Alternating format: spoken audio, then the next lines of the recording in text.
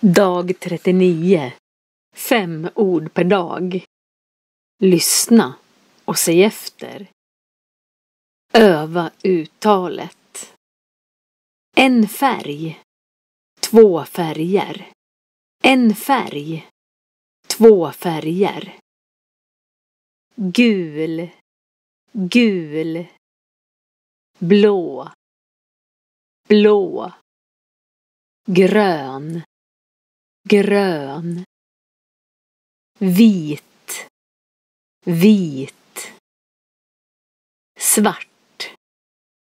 Svart. Röd. Röd. Rosa. Rosa. Orange. Orange. Brun. Brun. Grå. Grå. Lila. Lila. Du kan lära dig 800 ord på 160 dagar med 5 ord per dag. A1-nivån i språk är 800 ord. Prenumerera och lär dig svenska varje dag.